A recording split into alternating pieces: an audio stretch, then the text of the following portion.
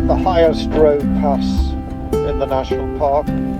We have two other passes which are very close to the height of this one, but this is the higher one. The other ones, this one is called the Kirkstone Pass,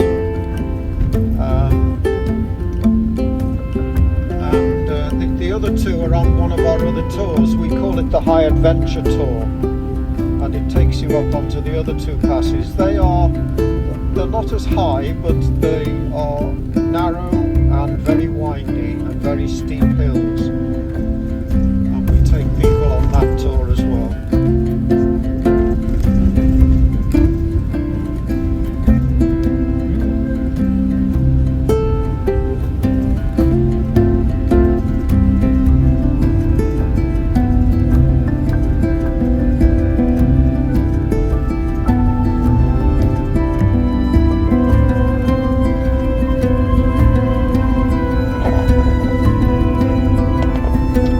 Pass, in the winter time, it's the first of the passes to be affected by snow and ice, and it's because of the way it's facing. The wind comes roaring up this valley, brings lots of snow and ice with it, and they do have to try and keep the road clear because it's the main road between Windermere and Penrith in the north, so they get the snow ploughs out quite early on.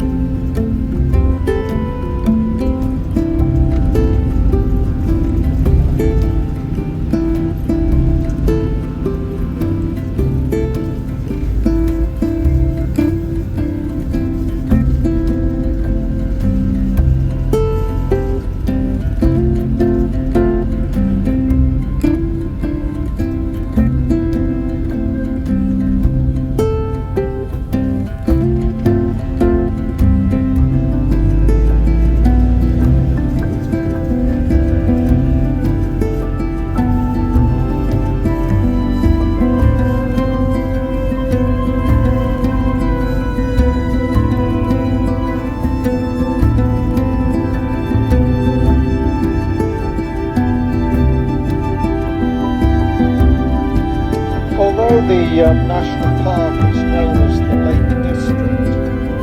We don't actually call these expanses of water lakes. They're either called a water or a mere. So when you look at a map, you'll see a lot of them, or most of them,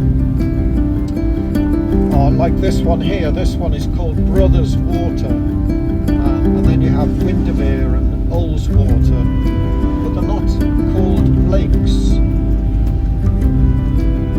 and it's because we have a big influence here from the Viking language. The Vikings, Norwegian Vikings particularly, invaded this part of the country back in the 9th and 10th centuries, and they ultimately established farms. They came to live here. So I'll describe some of the words as we drive around. So this is called Brothers Water. It wasn't its original name. It was originally called Broadwater, and then in the 18th century, two boys had a tragic accident. They were skating on the ice one winter, and they both fell through the ice and drowned. So the local people changed the name to Brothers Water.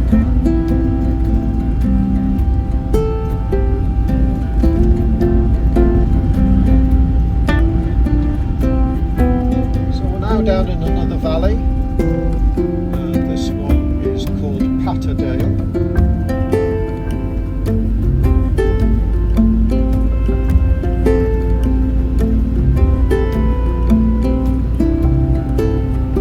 And you'll find the word dale is used a lot here. It's not only used here, it's used in the Yorkshire Dales. And dale is another Viking word, which means a valley.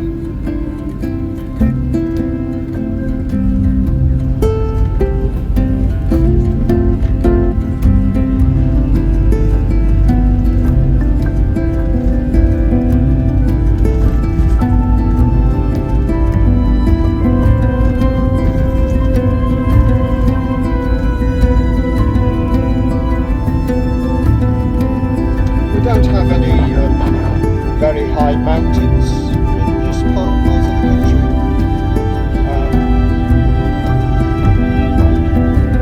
But the attraction of them is the deep valleys and the steep sides to what we call the fells. Another Viking word.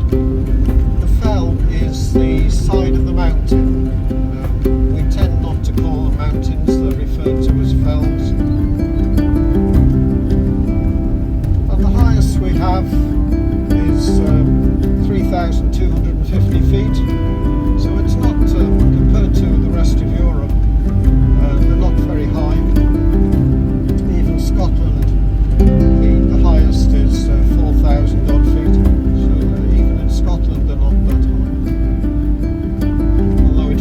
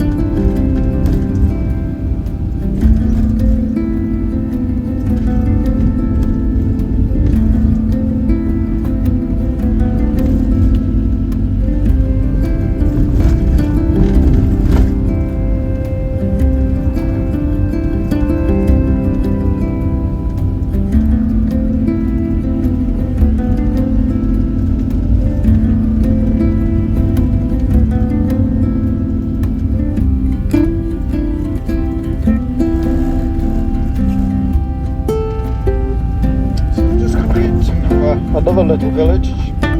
We'll take a break here. This one is called Glen Ridding, and it sits at the southern end of Wast Water, which is just coming up on our right hand side. This is the second largest of our lakes. Windermere is the biggest, which we'll see later on.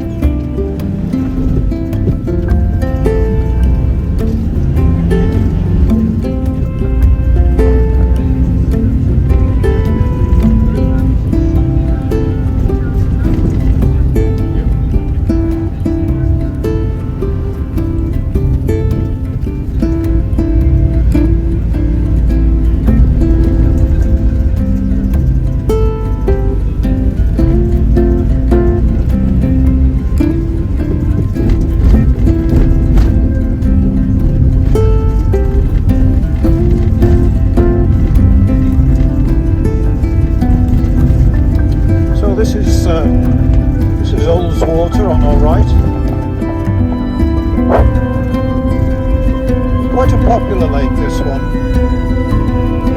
There are cruise boats which take people up and down the lake, and it's used a lot by hikers to get from one part to the other, and then they hike back to Lakeland.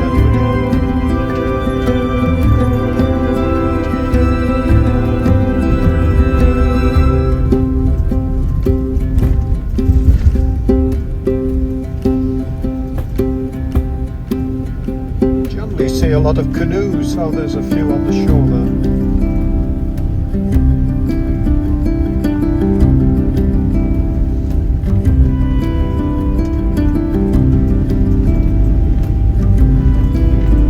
The water in these lakes is extremely cold all the year round, and the experts do recommend that you wear a wetsuit if you go swimming.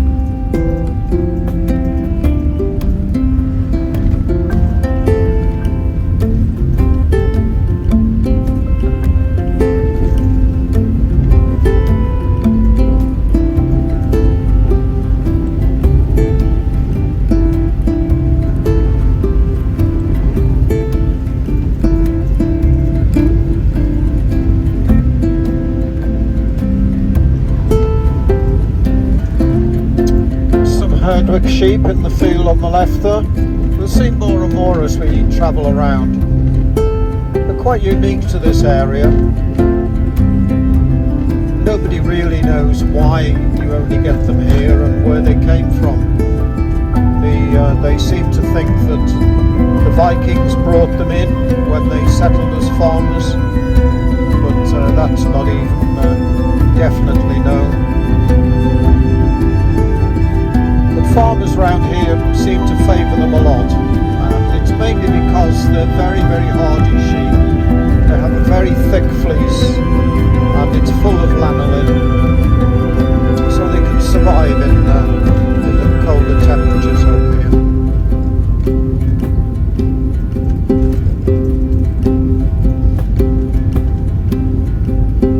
This part of the lake was where William Wordsworth composed his famous poem about the daffodils.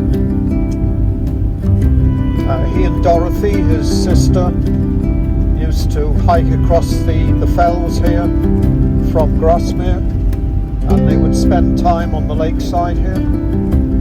And there are still a few wild daffodils around, but they flower very early, so they're just going over now. You can see them on the left here, and some grow in the trees on the lakeside. They're a much smaller flower than the cultivated daffodil. Quite a small trumpet on them.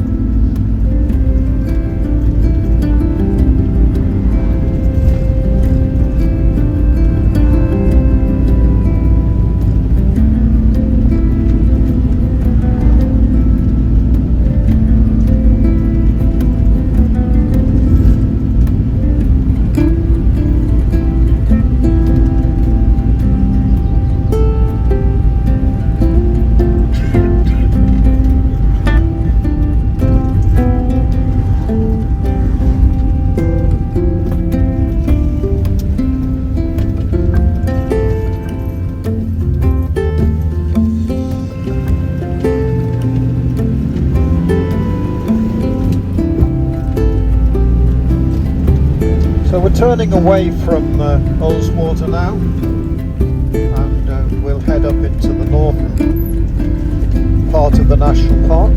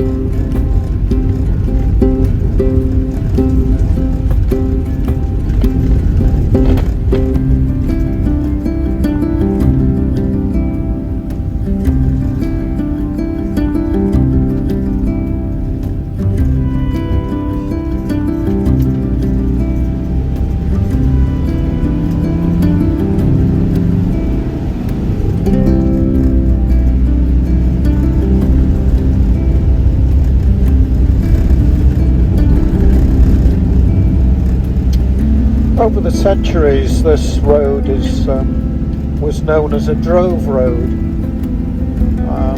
It links up with several roads which run up into Scotland, and the Scottish farmers found that they could get a better price for their animals in the English markets. So they used to drive them down this road to the English markets in the north of the country, and they would sell them there.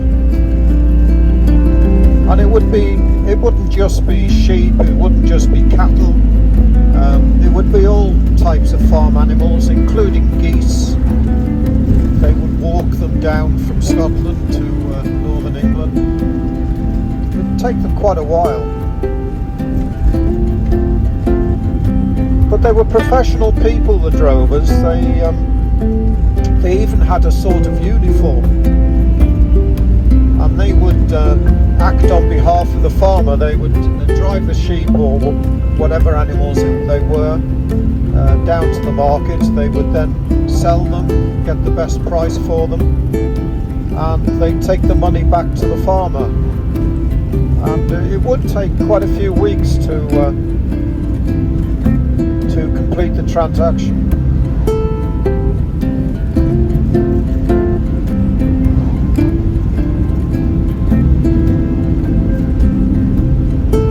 We're just coming up to what are known as the Northern Fells, which are these in front of us.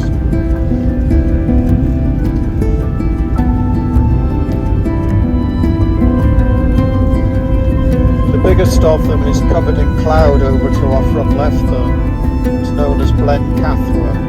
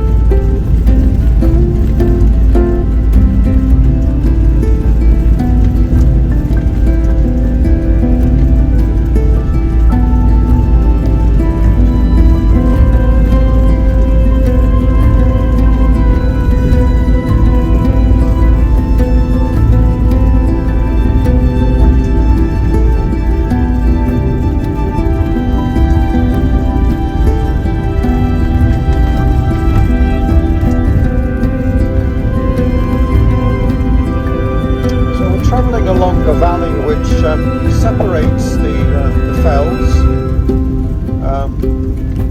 To our left here, the front left, are what are known as the central fells, and the highest of those is called Helvellyn, which is just around 3,000 feet. In front of us are the western fells, which run across towards the coast, and these on our right are known as the northern fells. And behind us, on the other side of the lake we've just been to, Wast Water, are the eastern fells. So that this valley separates them.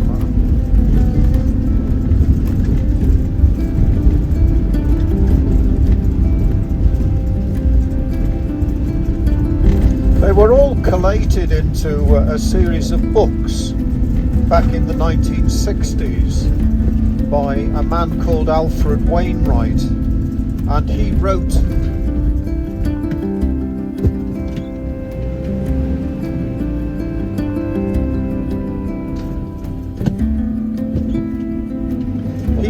a series of guidebooks for climbers and mountain walkers, hikers, and put them into those categories. So you can actually still buy copies of his books. They were very detailed. He climbed every single one of these fells and made notes on his way up and down. And the books are in his handwriting. They were printed in his handwriting, and all his sketches of how to get to the fells and how to climb them. And as I say, you can still buy these books. They've been updated, so people still use them.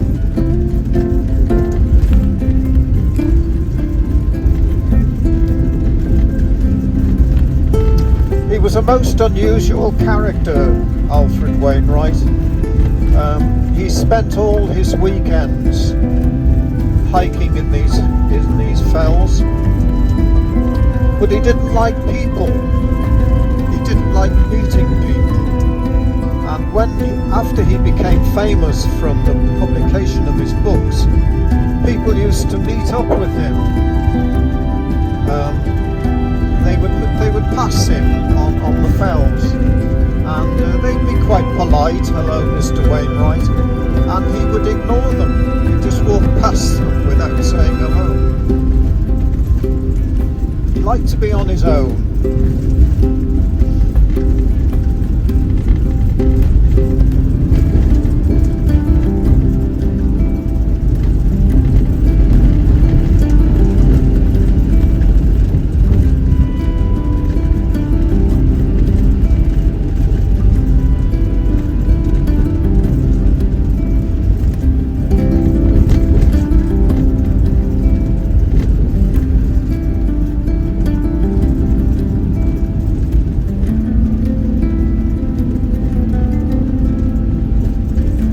So we're heading towards the town of Keswick, and we'll take a lunch break when we get there.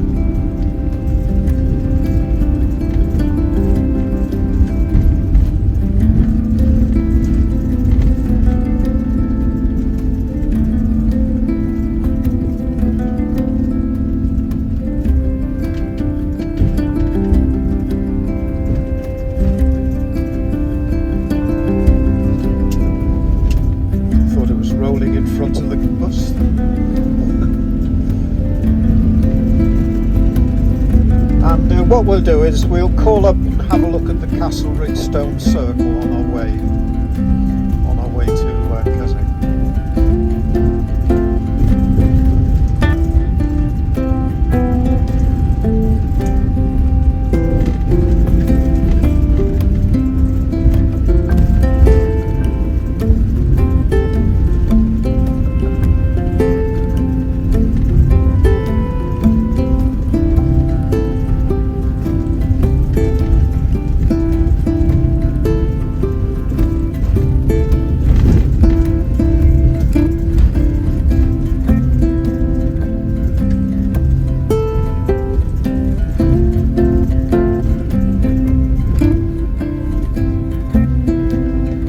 nice old 18th century farmhouse, still in use.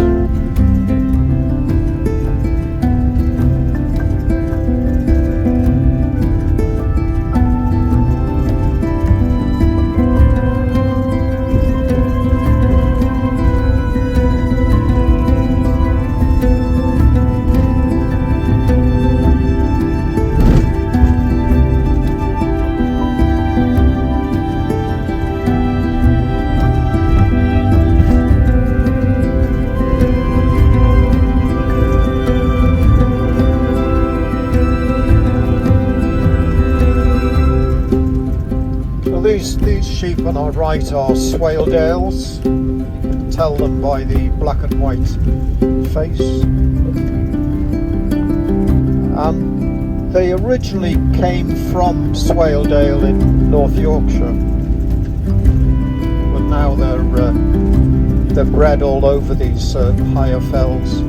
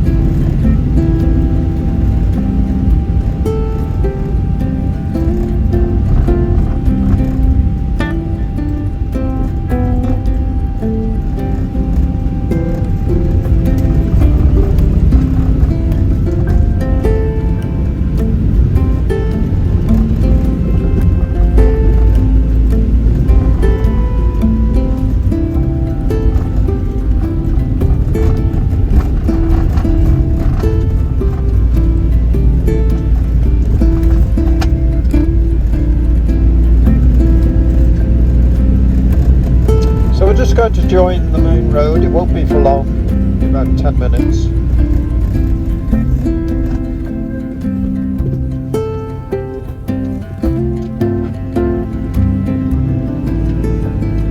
This is known as the A66, which is a major road which links the two sides of the country, travels from east to west right across the top of the Pennines. Quite a busy road.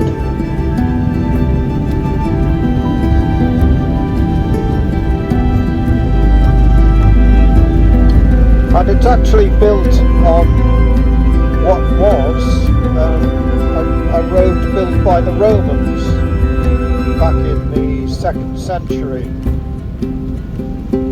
They invaded Britain from the south in 43 AD. And they travelled within about 10 years. 10 years. They travelled north, and they established 2 or 3 major roads which travelled north from the south of the country. And then they built this road to link the two sides of the country. And it served. Even when the Romans left, it still served as a major road from one side to the other.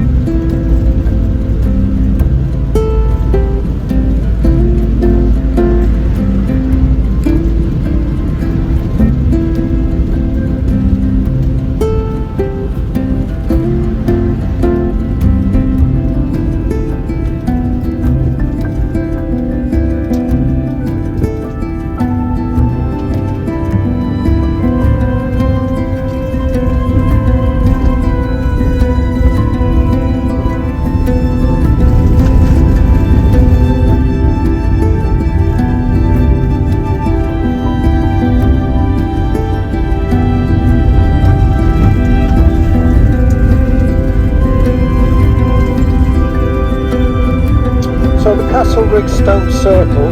Castle Rig is just the name of the area where it was built. It's a modern name.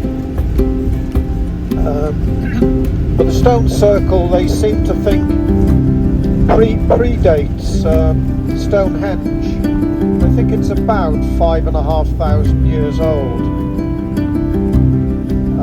Nobody quite knows why they were built. They think that it might be to serve several purposes.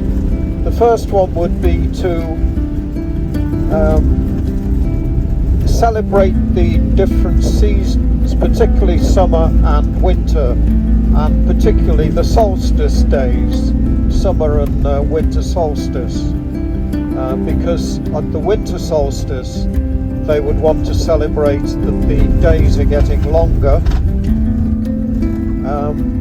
So that was the most important one that they would celebrate. And although it's a circle of stones, some of the stones were erected in a certain position, again like Stonehenge, so that the sun's shadow would cast across the circle in a certain direction, so they knew when it would be midsummer and midwinter.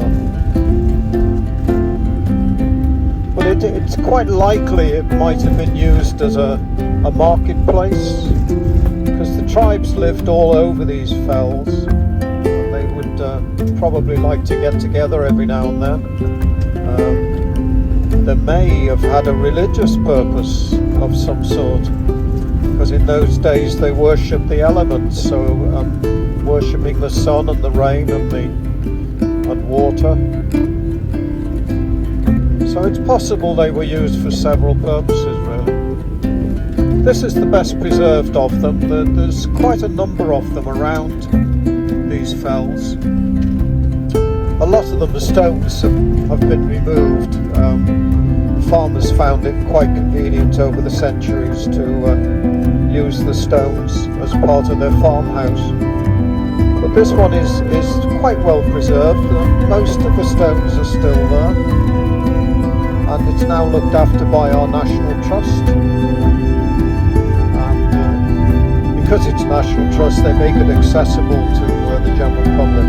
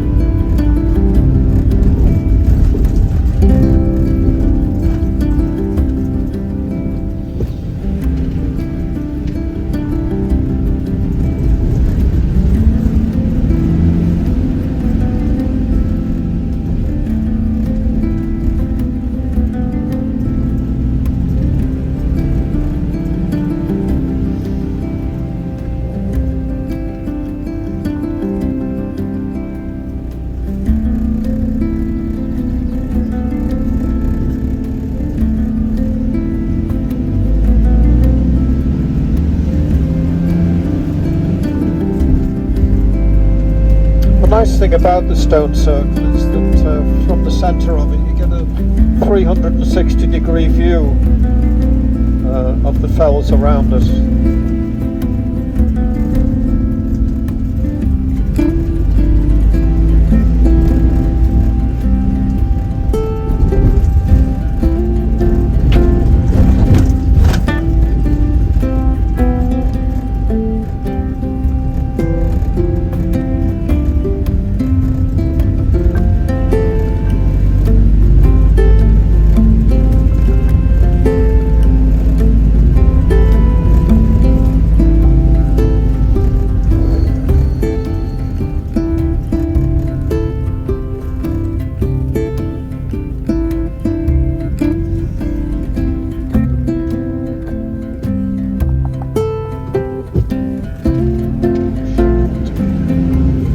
That's the stone circle up to the left there,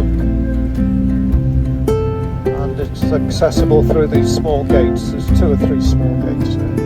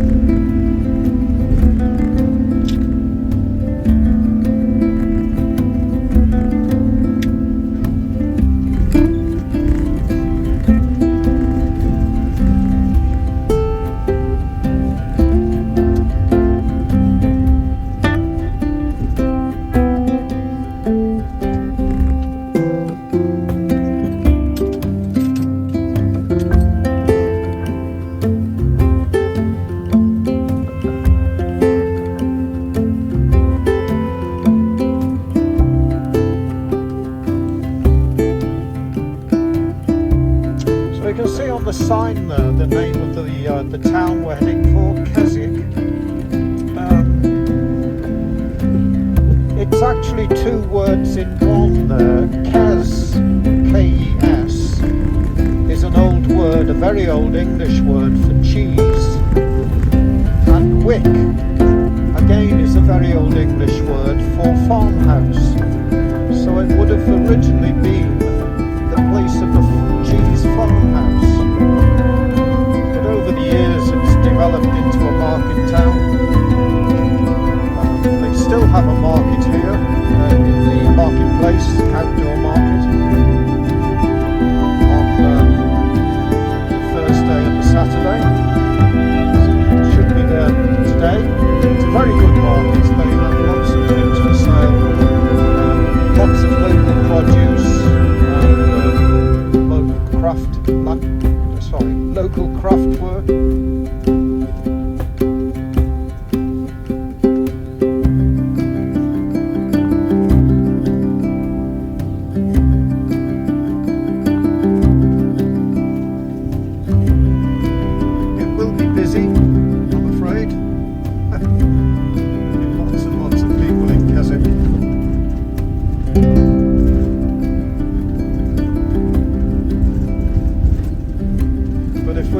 Take a lunch break here for an hour. What I would suggest you do at weekends like this, a lot of people complain that an hour's not long enough, and they had to wait to be served for food in cafes and in the pubs. I would suggest that you go to the takeaway food shops.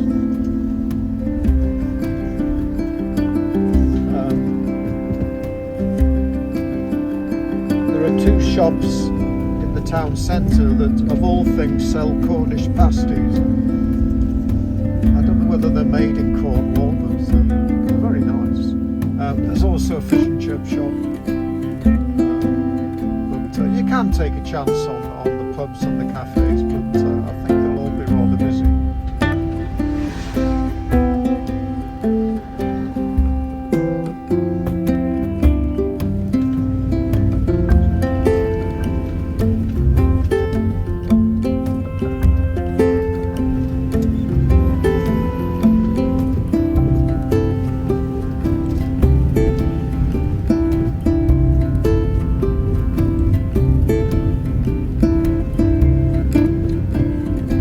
Actually get to see a little bit of sunshine this afternoon. The clouds are lifting very slowly. Knowing our luck, it'll probably be sunny just as we get back to the railway station.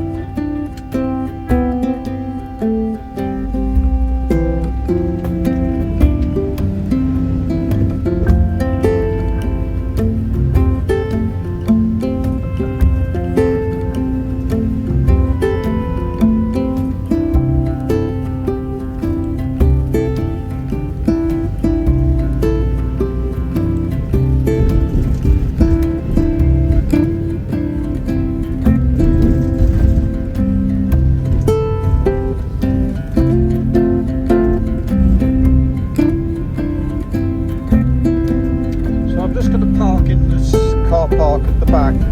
There's a very quick way to get into town, and I'll show you that, to get into the centre of the town.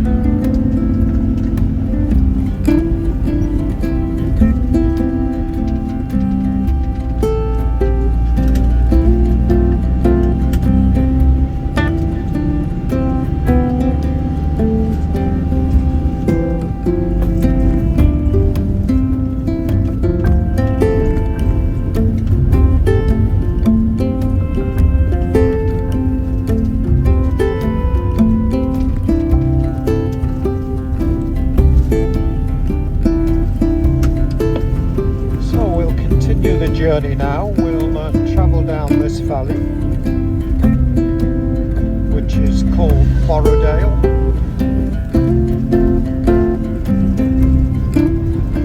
This is a slightly different valley from the others in the Lake District,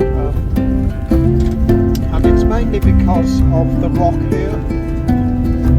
We have lots of granite and basalt, and this used to be a volcanic region ago, which is why you get those rocks, and as a consequence of it, the rocks, these rocks don't weather very well,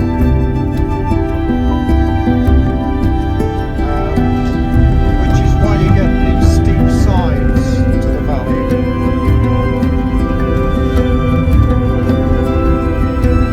What I was planning on doing, and I think we'll have a go, is take you up to the top of one of these cliffs, and you'll get an excellent view up and down the lake, which is coming up on our right, which is known as Derwent Water. But it gets very busy. It's a very narrow lane. We tend to get a lot of traffic at this time, so we'll see how it goes.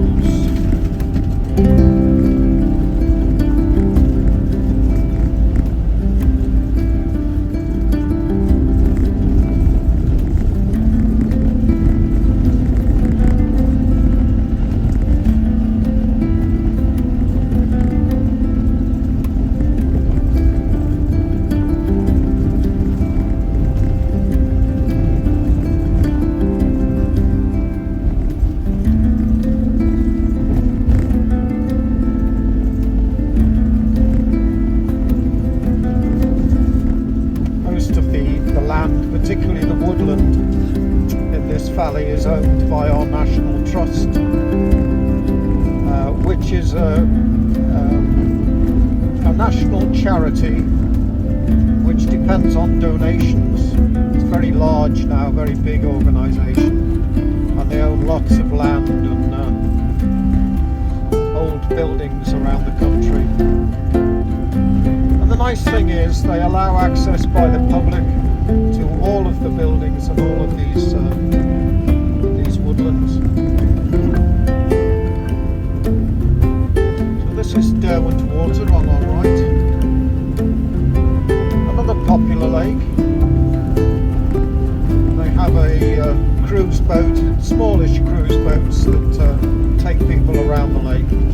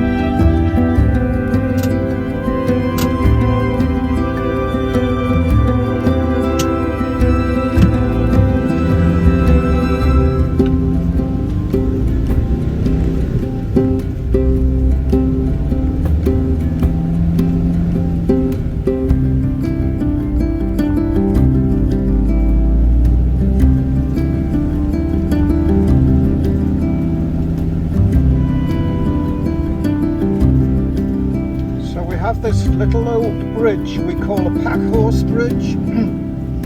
It was built in the 1700s for the travellers to get their horses across the stream. And as you can see, it wasn't built for modern traffic, particularly mountain goats.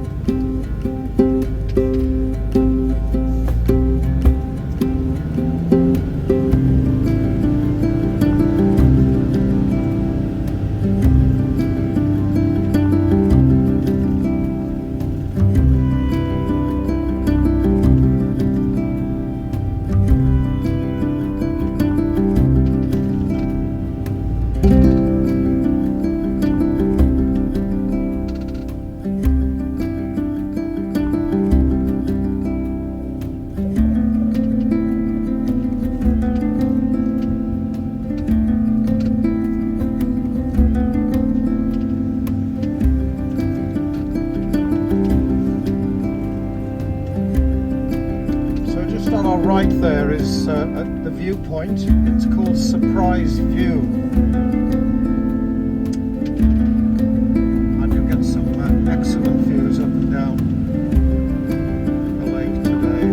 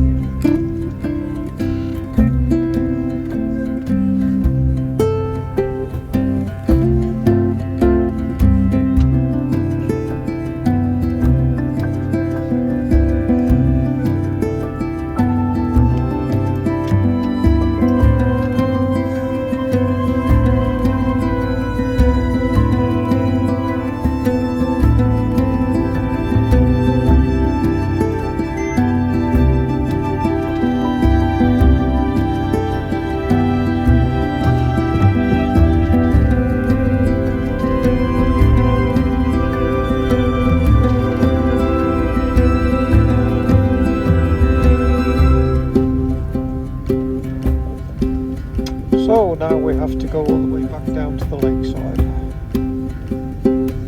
Still, it's worth it. It's a nice view, that. Oh.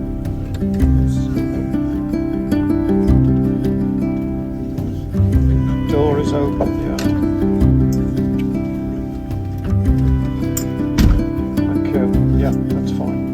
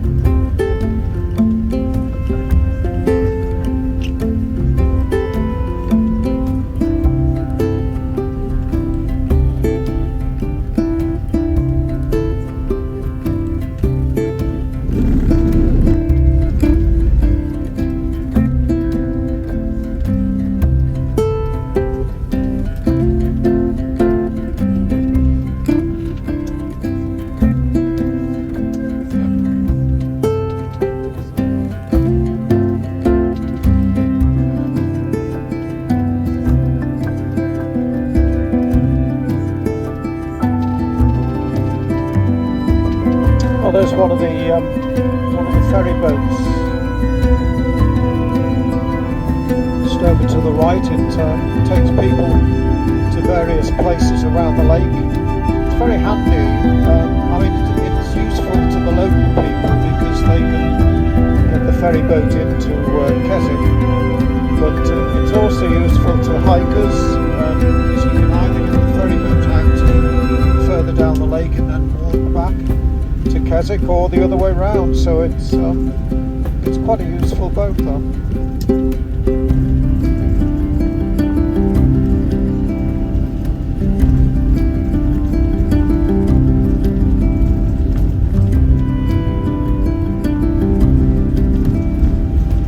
So we'll continue down the valley, and we'll go right to the end, and then we'll climb out onto the Honister Pass.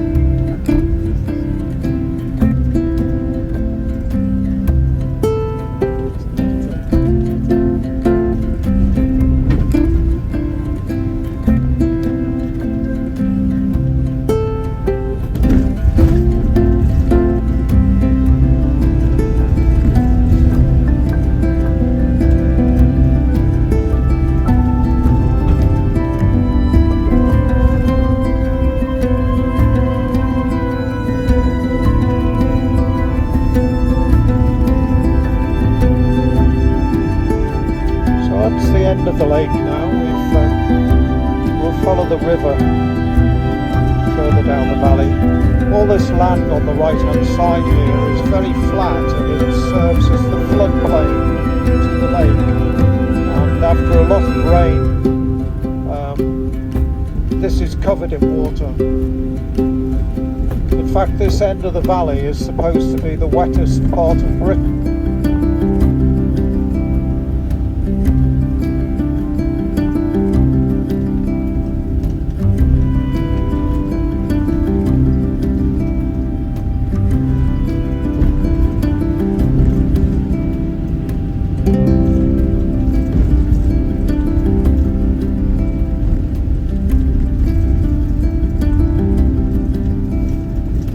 So you should start to see our Herdwick sheep here.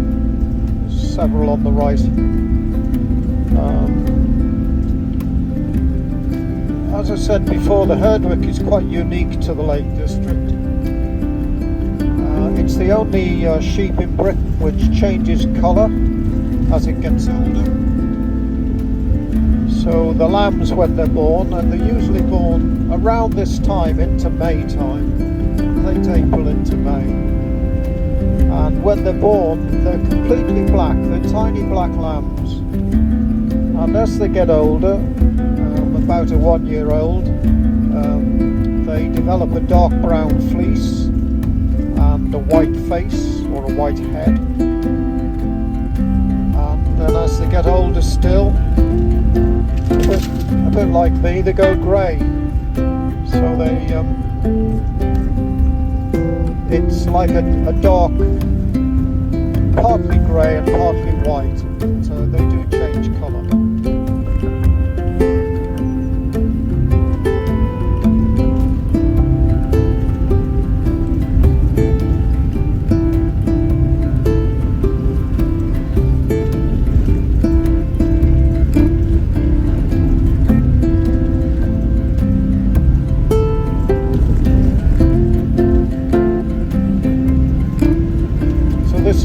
This is the River Derwent, named the same as the lake.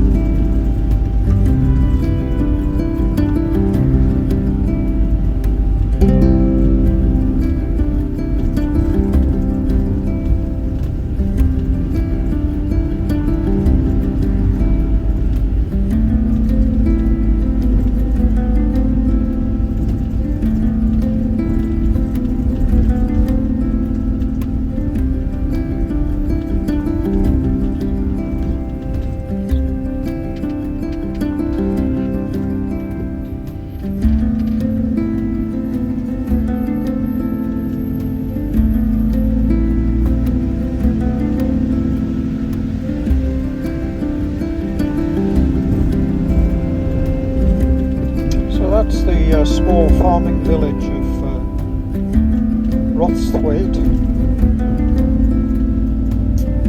The end of the word Thwaite, Thwaite, means a clearing in the forest. Again, it's from the old Viking language, and to build these little villages they would have had to have cleared all the woodland, because these valleys were dense woodland at one time. And you have several Thwaite villages around here. We have Roththwaite, Seathwaite, Stonethwaite, Thornythwaite.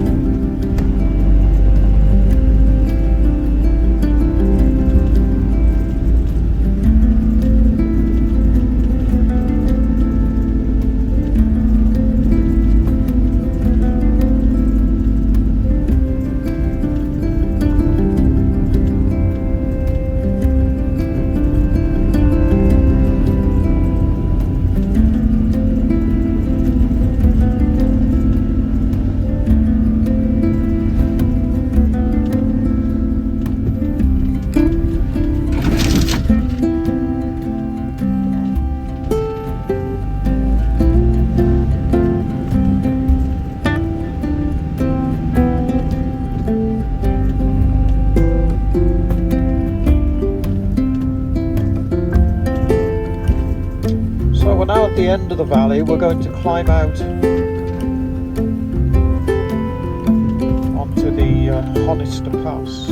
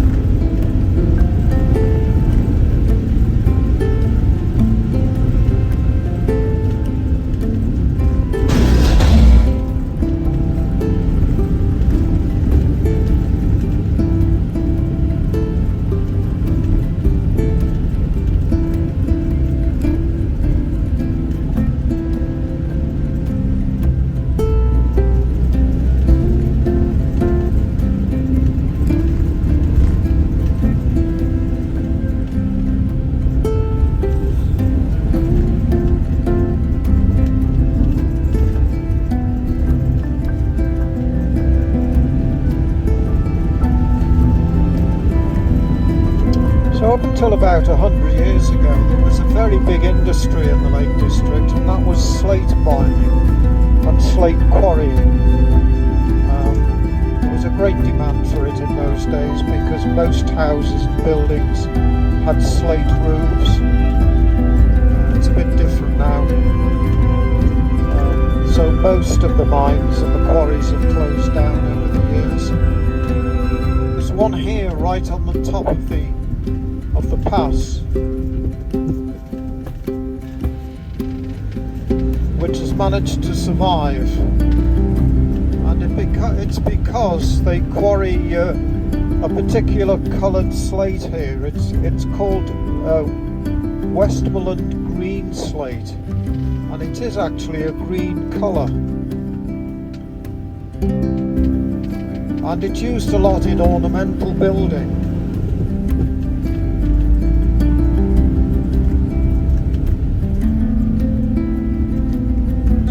Stop when we get up to the mine buildings.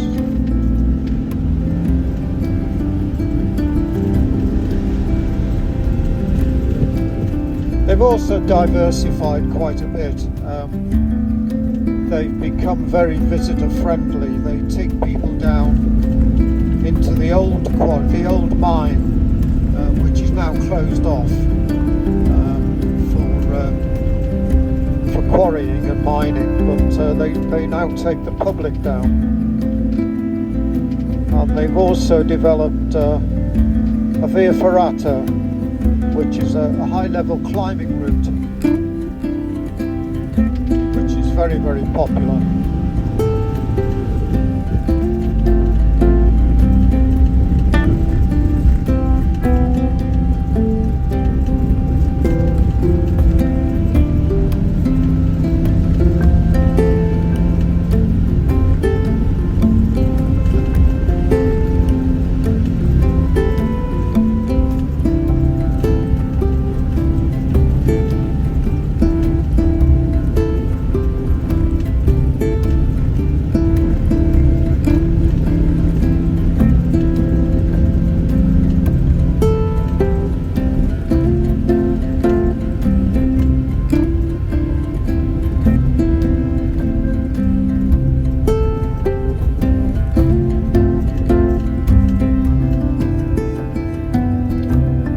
Spend 20 minutes or so here. If you go in through the main entrance, which is where the orange sign is, there are toilets inside. There's a small cafe, and if you go right through the building to the back end and turn left, there's a shop. They have a shop.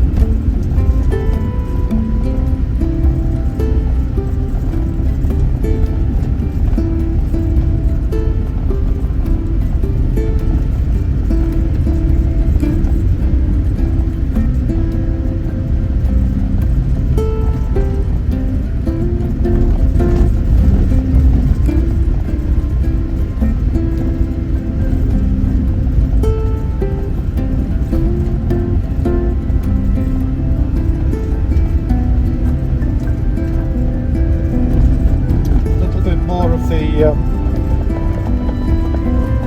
a little bit more of the Alfred Wainwright story. His favourite fell, which he loved to climb, is this one coming up on our front left. It's called Haystacks, and he wrote into his will that when he died he wanted his ashes to be scattered on haystacks, and right on the top there's a very small lake, a little tarn as we call it. And his family scattered his ashes on the tarn, and it's quite surprising. Whenever you go up there, there's usually somebody sitting alongside the tarn reading one of his books.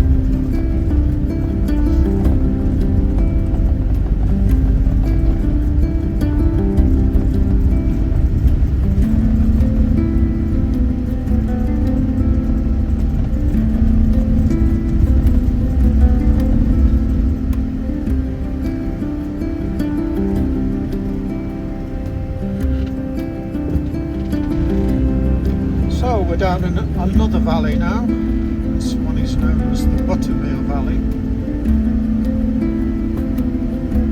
and there are 3 lakes in this valley. 2 of them you will see. One of them is quite small and is right up at the northern end. But the first one you see is called Buttermere, which is coming up on your left hand side there. And then a little bit further up the valley past Crummock Water, and then right at the top end of the valley is this tiny lake which is called Wast Water.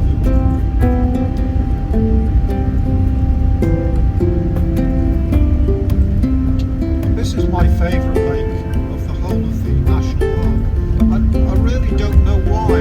It's difficult to describe it, but I think it's just a lovely setting for a lake.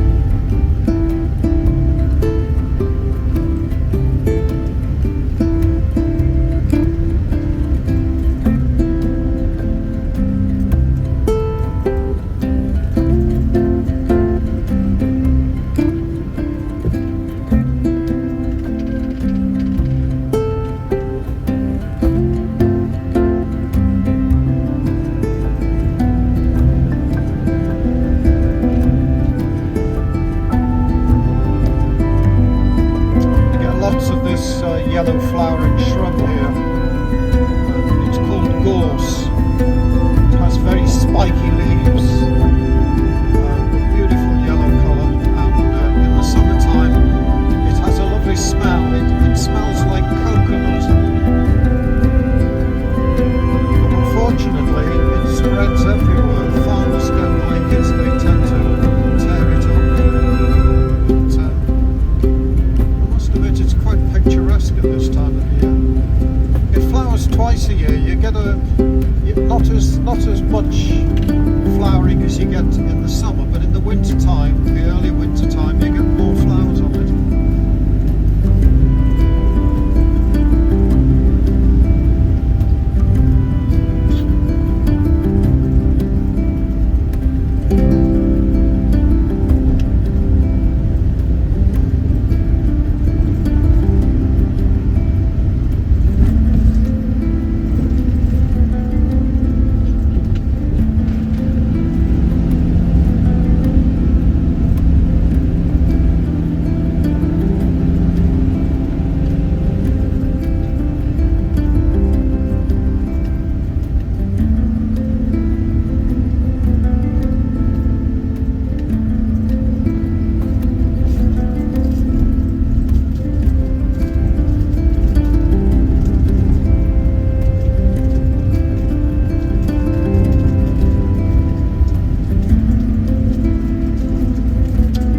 Valley, you get to see our native red squirrel.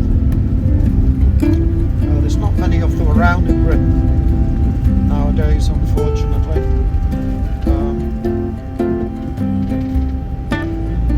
Back in the 1800s, somebody imported the American grey squirrel into the country. And over the years, the grey squirrel has pushed the red squirrels out of areas, partly because they eat the same food and they're a much larger animal. But the other reason why the reds are not surviving that well is that the grey squirrel carries a disease called squirrel pox. It's a bit like myxomatosis in rabbits. And this pox, once the red squirrels come in contact with the greys, they're dying of this pox. But the greys don't, it doesn't seem to affect them. They carry it, but they don't suffer from it. So we're trying to preserve the red squirrels in certain areas, not just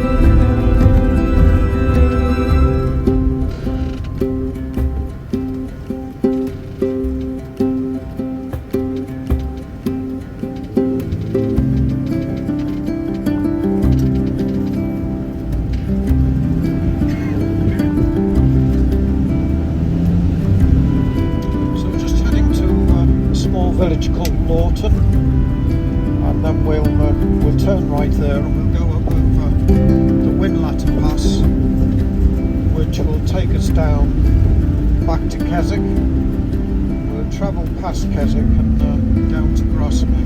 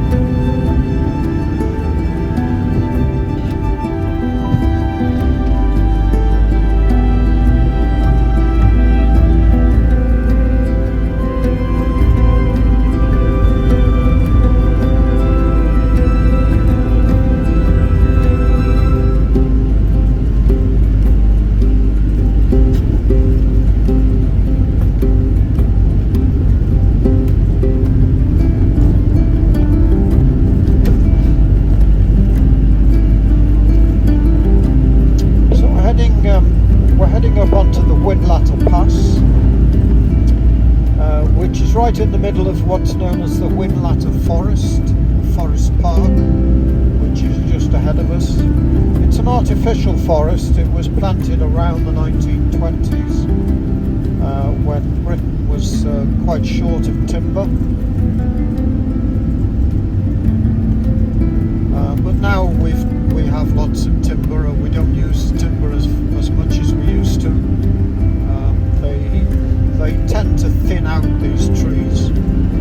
But this one has survived because it's become a park area for mountain biking and hiking, particularly mountain biking. There's some very extreme trails that go right to the top of the fells here.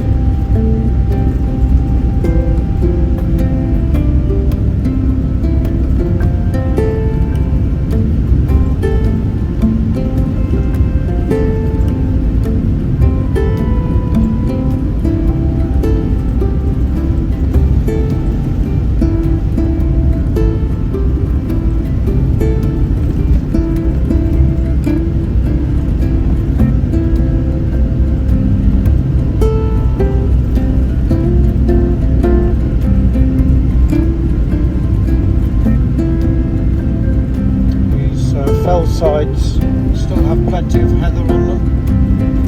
It'll start flowering in about 2 months' time. It'll be a nice purple colour.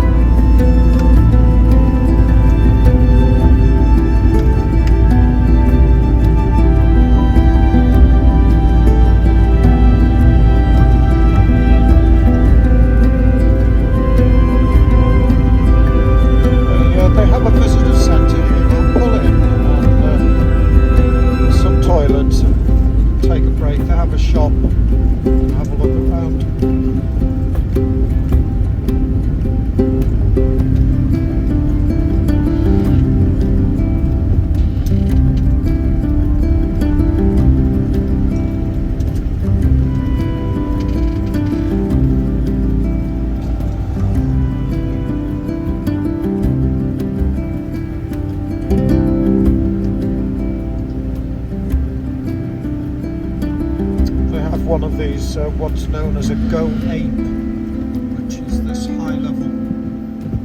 I've taken the wires down, so they have a high level route which kids love going on.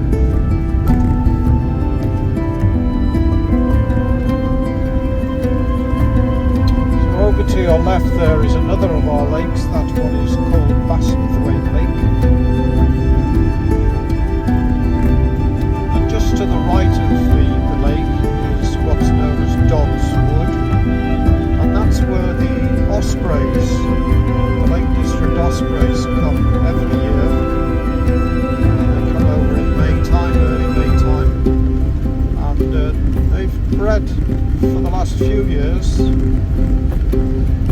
they're hoping that some of the youngsters will come back, but it will probably be 2 or 3 years before they appear back here. But they have an observation platform you can visit.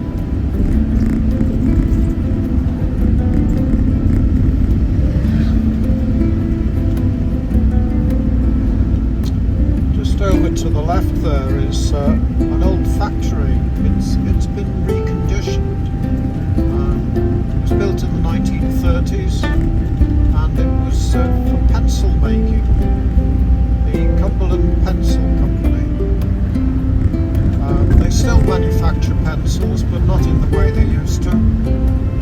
It's now imported, the graphite is imported, and the timber as well. But they're still made in Cumbria.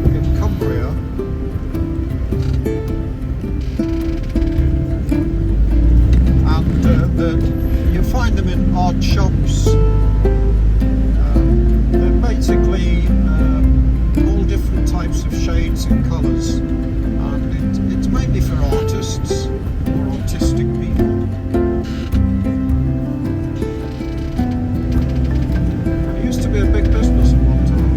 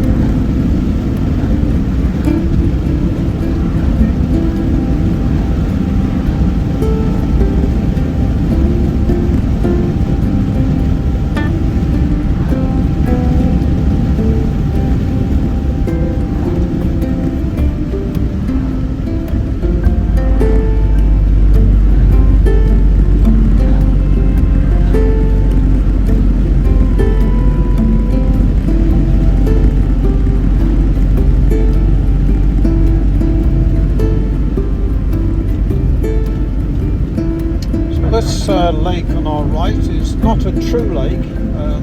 It's called Helvellyn, and it was built, it's a reservoir. It was built in the late 1800s, during the 1890s, and it was one of two reservoirs that were built in the Lake District at the same time. The other one is Wast Water, which is over to our left.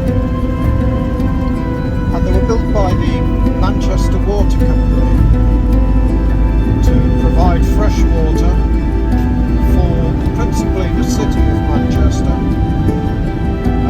But later on it served a lot of towns and cities on its way down to Manchester, which it still does. It's still in use, both of the reservoirs.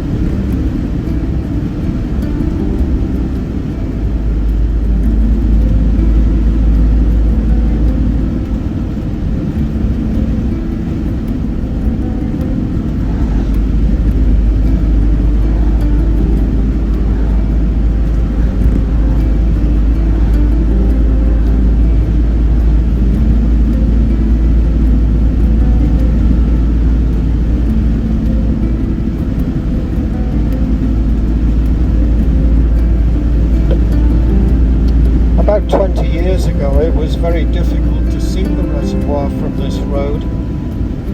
The side of the reservoir was covered in trees, quite a dense plantation, and up on the left as well it was quite a very similar to the Windlatter Forest we've been to. So what the water company did was they felled all the non-natural trees on the lakeside. The ones that you see, the conifers there, are Scots pine, and they are a natural conifer of Britain. And they felled all these trees and opened up the vista. It's, as I say, you couldn't see the reservoir from the road, but it's a lot better now. They also built a road on the other side of the reservoir. It's quite a small, narrow road, and they've developed some picnic sites and car parks, so they made it quite visitor friendly.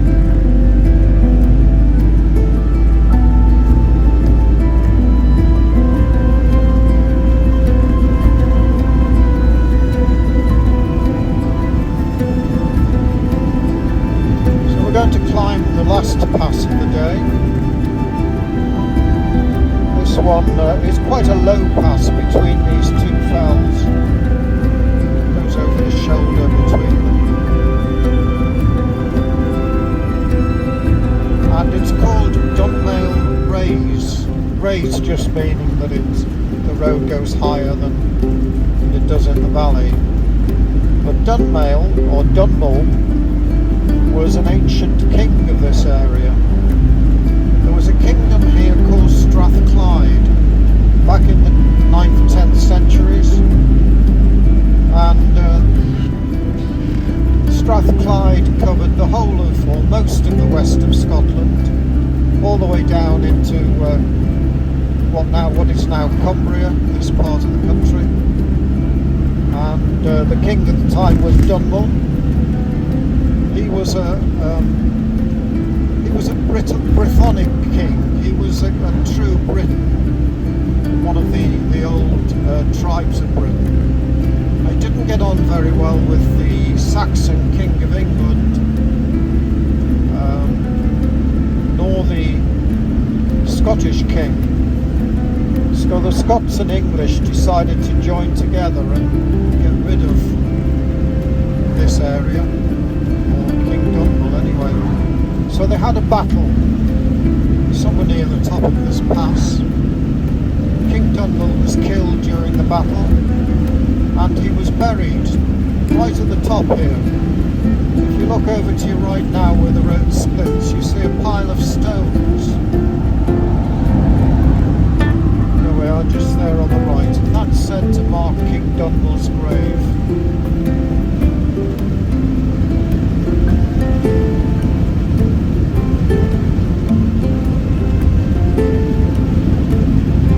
The local tribes lost the battle, and the English king decided that he would give this part of the country to Scotland, so it became Scottish for a couple of hundred years.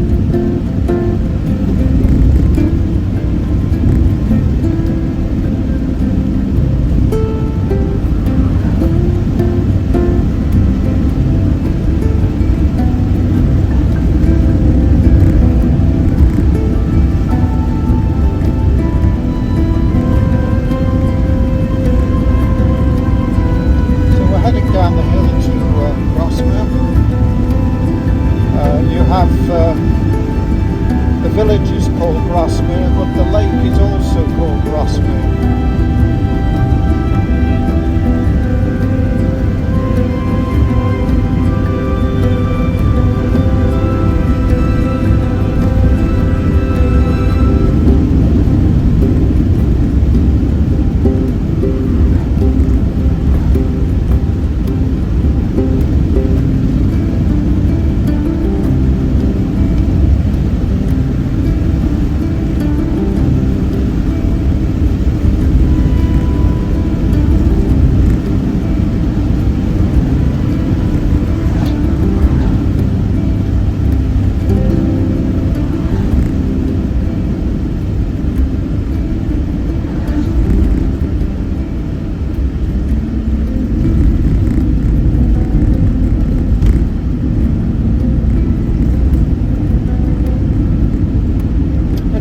Village, but unfortunately on days like today it's a bit of a honey pot. People gather together in villages like Grasmere. What I'll do is I'll go into the village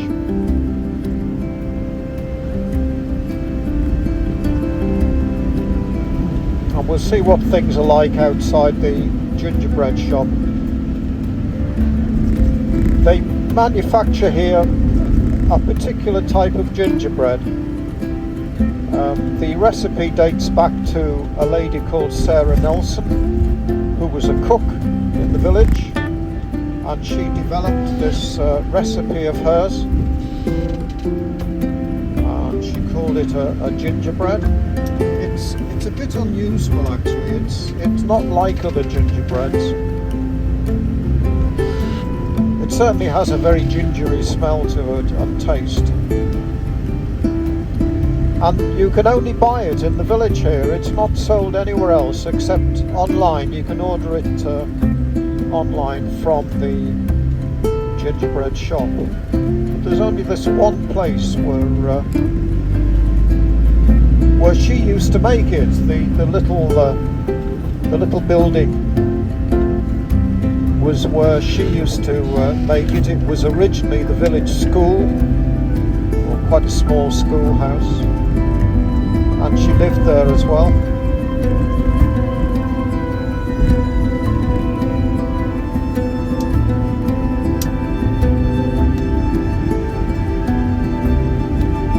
So I'll have a look and see if I can park them for you.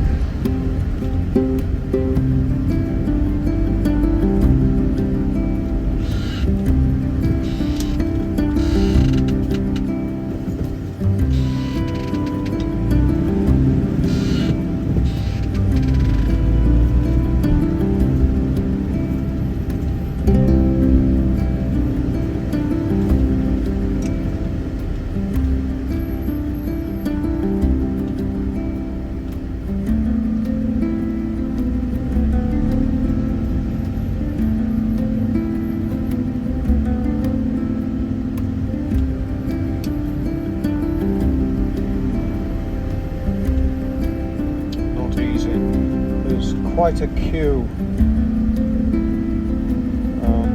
I'll pull over here and just hesitate, but if you wanted to get some gingerbread, it's that little shop, the cream building in the corner of the churchyard there.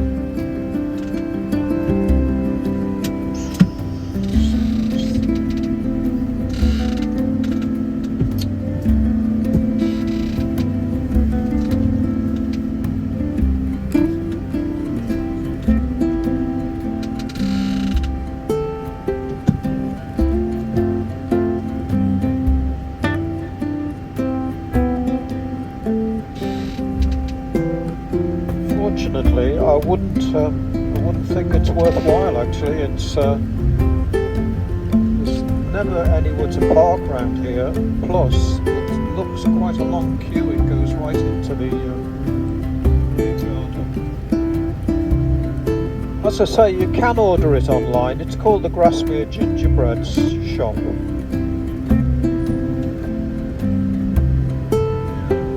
It's quite a long queue. Sorry about that, but it's just the wrong time to visit on a bank holiday Saturday.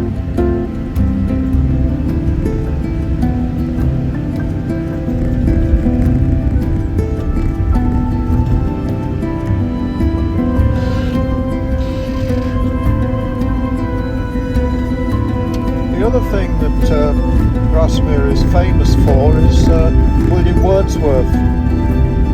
He and his sister Dorothy came to live here in the 1800s. They lived here for 9 years together, and during that time William married Mary and they had children. It's quite a small cottage. It's still there. It's called Dove Cottage, and it's still owned by what they call the Wordsworth Trust, which is basically all these buildings on our left here. You've got a museum, a lecture centre, a library. It's all the Wordsworth complex. If you come back, park in this car park here, we'll get the bus and go through the car park, and the cottage is just at the back. And they take you on conducted tours around the cottage. This is the Lake of Grasmere.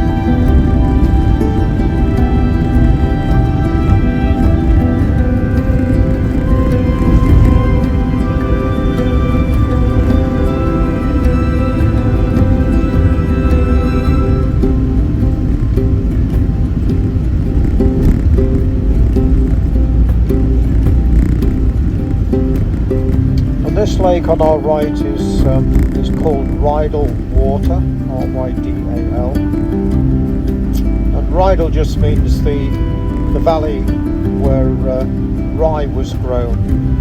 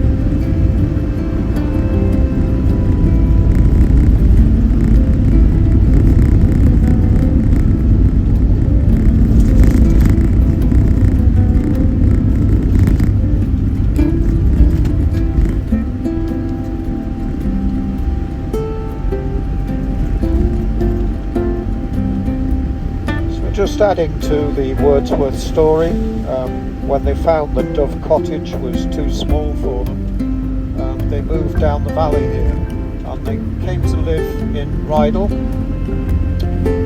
Just up to the left there's a house called Rydal Mount, just up the narrow lane at the top end of the lane, and that's where William spent the last 25 years of his life and wrote a lot of his poetry there. It's owned by the Wordsworth family still, and they allow visitors to have a look around.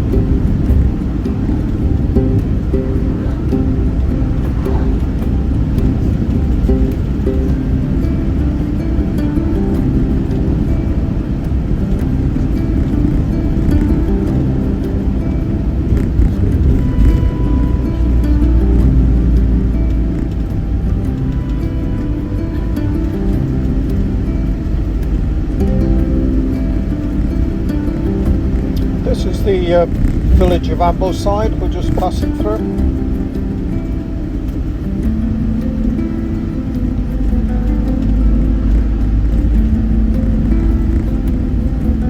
It's a very popular place to come and park your car and then go for a hike in the hills and come back to your car.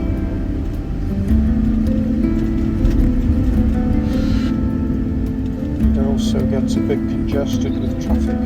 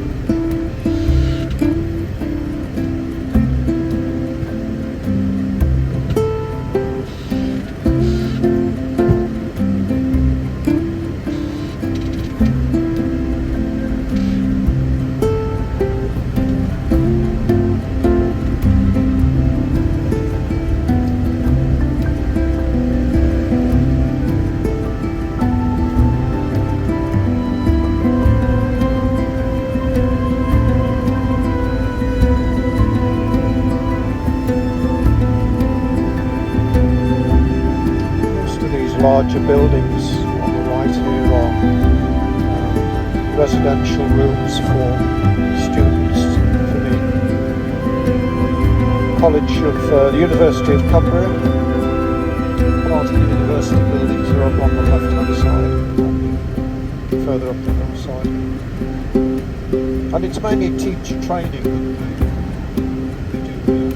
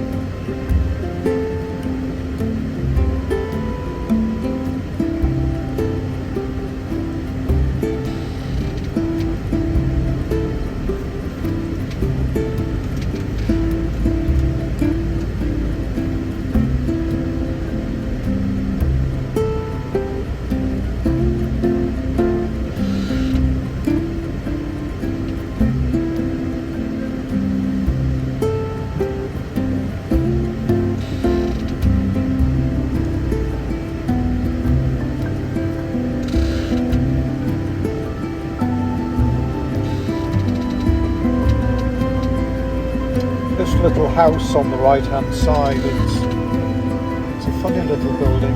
It's quite old. It was they reckon around the 16th century, and it was built as an apple store, and they built it on the bridge over the river so that they wouldn't have to pay land tax.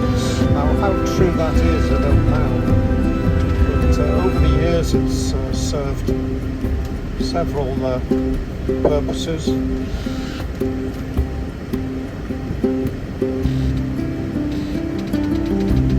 The most interesting, which I found hard to believe, but I'm told it is a true story, that in the 1920s it was inhabited by a shoe repairer, and he had his workshop on the ground floor, but he also lived there with his family. Had his wife and 6 children living there. And if you bear in mind that there's just one room downstairs and one room upstairs with an outside staircase, it must have been so difficult.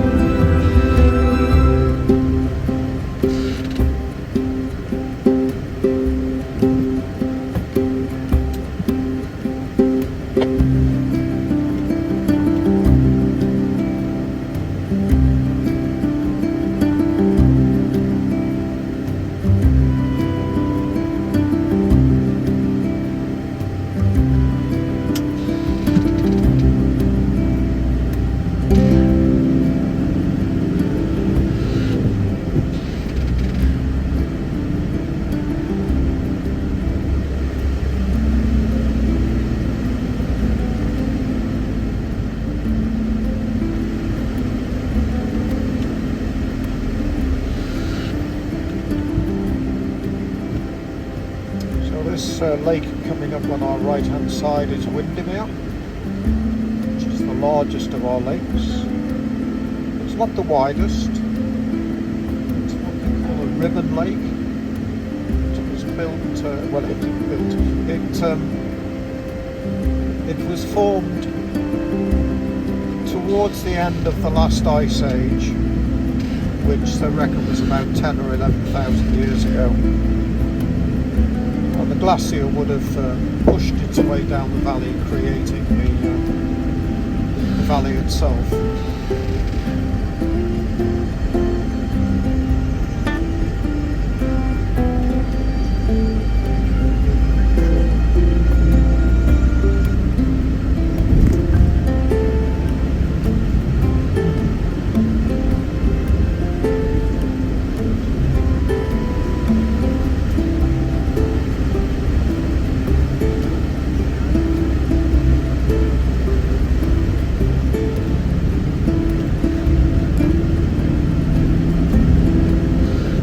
It is the most popular of our lakes. There's always some form of sailcraft or motorboats on the lake. There are quite large cruise boats which travel from Bowness, which is just below Windermere. They travel up to Ambleside Pier and then down to the south of the lake. And they're very popular tours, those. They're lovely boats. You also see people fishing sometimes on a boat, particularly at the northern end here. This is the deepest end.